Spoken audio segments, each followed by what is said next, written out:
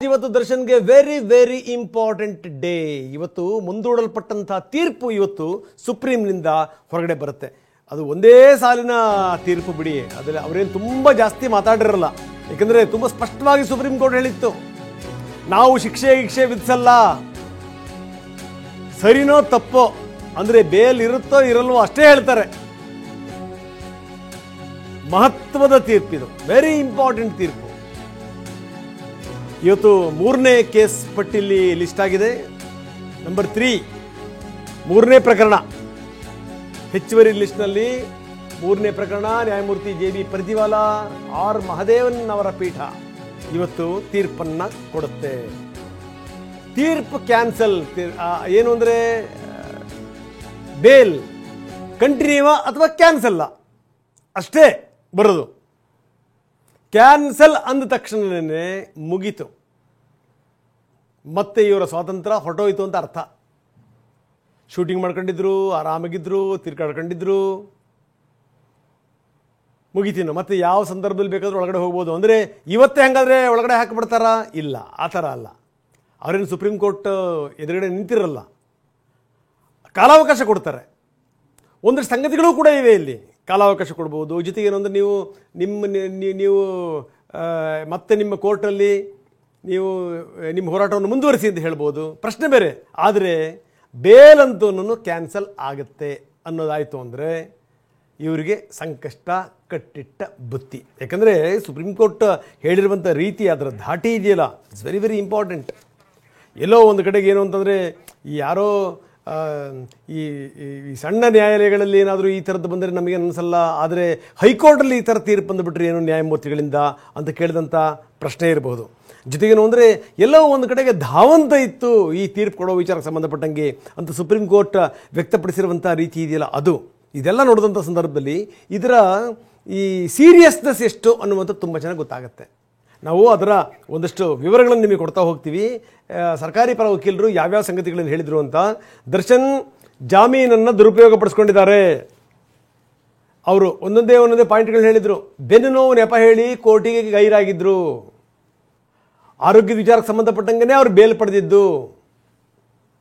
ಆದರೆ ಈ ರೀತಿ ಬೇಲ್ ಪಡ್ಕೊಂಡವರು ಪ್ರಮುಖ ಸಾಕ್ಷಿ ಚಿಕ್ಕಣ್ಣ ಅವ್ರ ಜೊತೆಗೆ ಚಿತ್ರ ವೀಕ್ಷಣೆ ಹೋಗಿದ್ದಾರೆ, ಸಿನಿಮಾ ನೋಡಿದ್ದಾರೆ, ಶೂಟಿಂಗಲ್ಲಿ ಪಾಲ್ಗೊಂಡಿದ್ದಾರೆ, ಯಥಾ ಪ್ರಕಾರ ತಮ್ಮ ಜೀವನ ನಡೆಸ್ತಾ ಇದ್ದಾರೆ. ಇದು ಜಾಮೀನಿನ ಷರತ್ತಿನ ಉಲ್ಲಂಘನೆ ಅಲ್ವಾ? ಇದು ಸರ್ಕಾರಿ ಪರ ವಕೀಲರು ಕೆಲವೊಂದು ಪಾಯಿಂಟ್ಗಳನ್ನು ಹಾಕಿದ್ದಾರೆ. ಕೊಲೆಯಾದ ಸ್ಥಳದ ಮಣ್ಣು, ದರ್ಶನ್ ಪಾದರಕ್ಷೆ ಮಣ್ಣು ಎರಡೂ ಹೊಂದಾಣಿಕೆ ಆಗಿದೆ. ಅಂದರೆ ಅಲ್ಲಿ ಬಂದು ಹೋಗಿರುವಂಥದ್ದು ನಿಜ. ಮೃತನ DNA ಕಲೆಗಳು ಆರೋಪಿಗಳ ಬಟ್ಟೆ ಮೇಲೆ ಪತ್ತೆಯಾಗಿವೆ.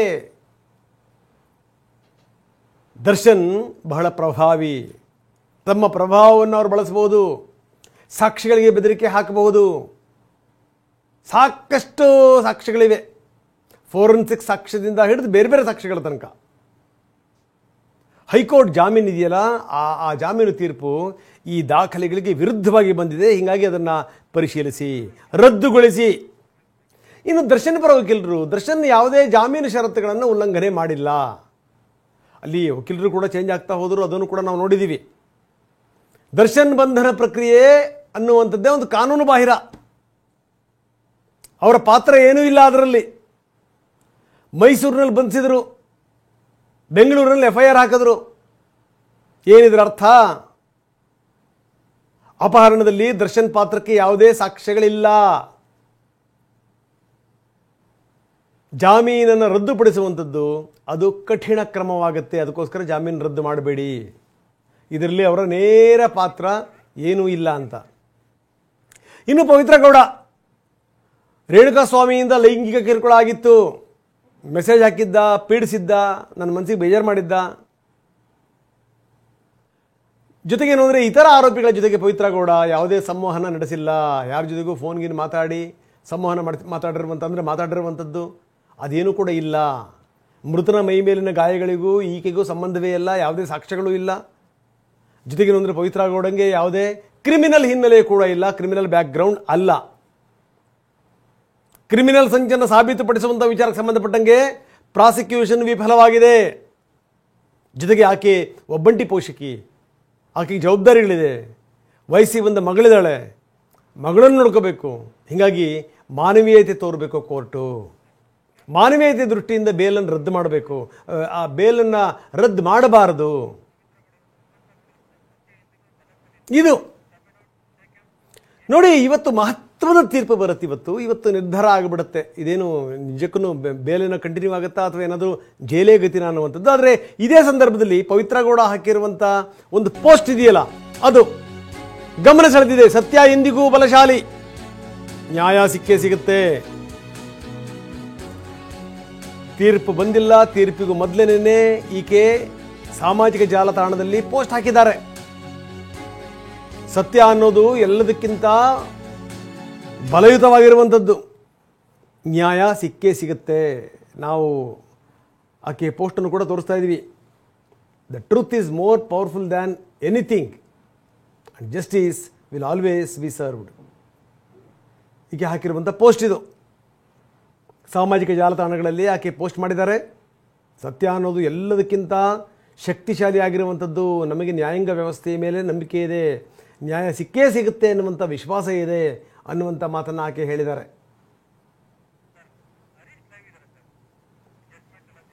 ವೆರಿ ಇಂಪಾರ್ಟೆಂಟ್ ಡೇ ಇವತ್ತು. ಬರೀ ನಮ್ಮ ಪ್ರತಿನಿಧಿ ಹರೀಶ್ ಈಗ ನಮ್ಮೊಂದಿಗೆ ನೇರ ಸಂಪರ್ಕದಿದ್ದಾರೆ. ಹರೀಶ್, ಭಾಳ ಗಮನಿಸಬೇಕಾದಂಥ ಸಂಗತಿ, ಯಾಕಂದರೆ ಈ ಸುಪ್ರೀಂ ಕೋರ್ಟ್ ಹೇಳಿರುವಂಥ ರೀತಿಯ ಧಾಟಿ ಇದೆಯಲ್ಲ, ಅದು ಈ ಇಡೀ ಕೇಸ್ ಎಷ್ಟು ಸೀರಿಯಸ್ ಅನ್ನೋದಕ್ಕೊಂದು ಬೆಸ್ಟ್ ಎಕ್ಸಾಂಪಲ್. ಅದಕ್ಕೆ ಹೇಗೆ ಅಂತಂದರೆ, ಈ ಸುಪ್ರೀಂ ವಿಚಾರಕ್ಕೆ ಸಂಬಂಧಪಟ್ಟಂಗೆ ಬೇಕಾದಷ್ಟು ಕೇಸ್ಗಳಿವೆ.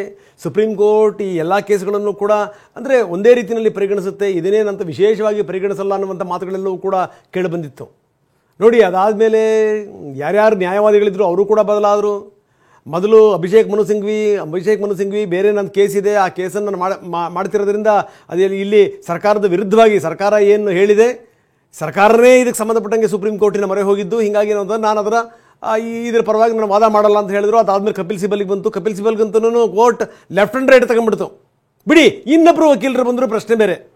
ಕೋರ್ಟ್ ಹೇಳಿದಂಥ ರೀತಿ ಧಾಟಿ ಇತ್ತಲ್ಲ, ಎಲ್ಲೋ ಒಂದು ಕಡೆಗೆ ತೀರ್ಪು ನೀಡುವಂಥ ವಿಚಾರಕ್ಕೆ ಸಂಬಂಧಪಟ್ಟಂಗೆ ನಿಮ್ಮ ಧಾವಂತ ಅದೇನದು, ಅದೇ ಅನುಮಾನಾಸ್ಪದ ಅನ್ನುವಂಥ ಮಾತನ್ನು ಹೇಳಿತ್ತು.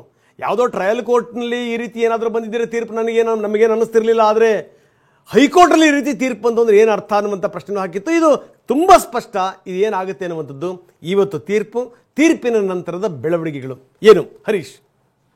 ಹೌದು ರಂಗನಾಥ್, ಚಿತ್ರದುರ್ಗದ ರೇಣುಕಾಸ್ವಾಮಿಯ ಭೀಕರ ಹತ್ಯೆ ಪ್ರಕರಣ ಏನಿತ್ತು, ಈ ಪ್ರಕರಣ ಸಂಬಂಧಪಟ್ಟ ಹಾಗೆ ದರ್ಶನ್ಗೆ ಜಾಮೀನು ರದ್ದಾಗುತ್ತಾ ಅಥವಾ ಜಾಮೀನು ಕಂಟಿನ್ಯೂ ಆಗುತ್ತಾ ಅನ್ನುವಂತಹ ಕುತೂಹಲಕ್ಕೆ ಇಂದು ತೆರೆ ಬೀಳುತ್ತೆ. ಯಾಕಂತಂದ್ರೆ ಇವತ್ತು ಸುಪ್ರೀಂ ಕೋರ್ಟ್ನ ದ್ವಿಸದಸ್ಯ ಪೀಠ ಇವತ್ತು ತೀರ್ಪನ್ನು ಹೊರಹಾಕುತ್ತೆ. ನ್ಯಾಯಮೂರ್ತಿ ಪರ್ದಿವಾಲಾ, ನ್ಯಾಯಮೂರ್ತಿ ಮಹದೇವನ್ ನೇತೃತ್ವದ ಪೀಠದಲ್ಲಿ ಇವತ್ತು ವಿಚಾರಣೆಗೆ ಬರುತ್ತೆ, ತೀರ್ಪನ್ನು ಹೊರಹಾಕ್ತಾರೆ. ಮುಖ್ಯವಾಗಿ ಇವತ್ತಿನ ತೀರ್ಪನ್ನ ಬರಿತಾ ಇರುವಂತಹದ್ದು ನ್ಯಾಯಮೂರ್ತಿ ಮಹದೇವನ್ ಅವರೇ ಇವತ್ತಿನ ತೀರ್ಪನ್ನ ಓದ್ತಾರೆ.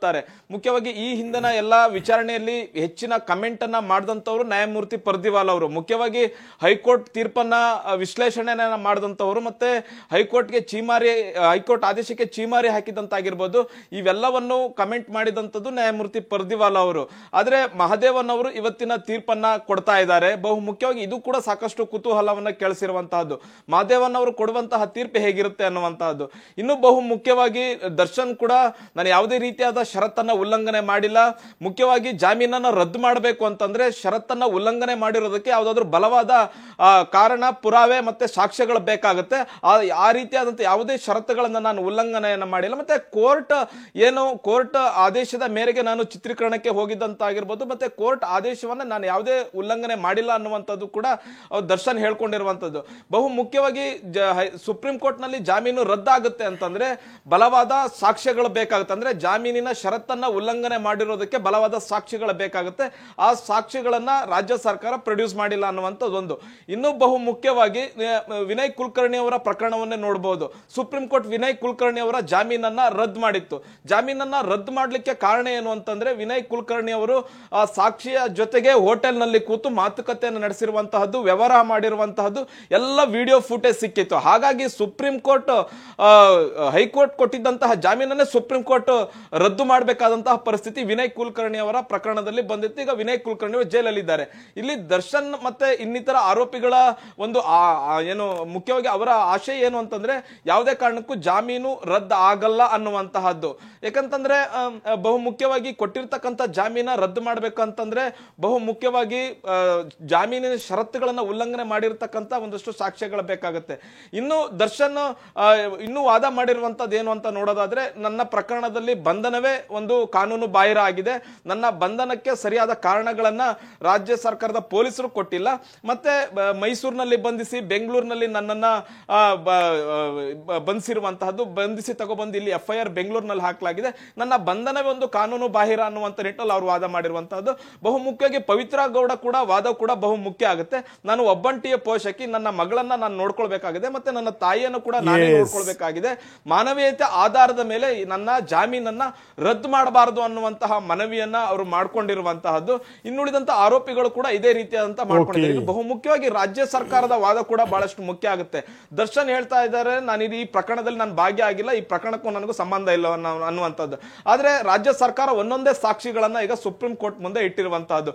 ದರ್ಶನ್ ಈ ಪ್ರಕರಣದಲ್ಲಿ ಹೇಗೆ ಭಾಗಿಯಾಗಿದ್ರು, ಮತ್ತೆ ಈ ಪ್ರಕರಣ ಎಷ್ಟು ಭೀಕರವಾಗಿತ್ತು, ರೇಣುಕಾ ಸ್ವಾಮಿಯನ್ನ ಎಷ್ಟು ಭೀಕರವಾಗಿ ಹತ್ಯೆ ಮಾಡಲಾಗಿತ್ತು, ಮತ್ತೆ ಒಳಸಂಚನ್ನ ಹೇಗೆ ರೂಪಿಸಿದ್ರು ಅನ್ನುವಂಥದ್ದು ಕೂಡ ಸಂಪೂರ್ಣವಾದ ಸಾಕ್ಷ್ಯಗಳನ್ನ ಈಗ ಸುಪ್ರೀಂ ಕೋರ್ಟ್ ಮುಂದೆ ಇಟ್ಟಿರುವಂತಹದ್ದು.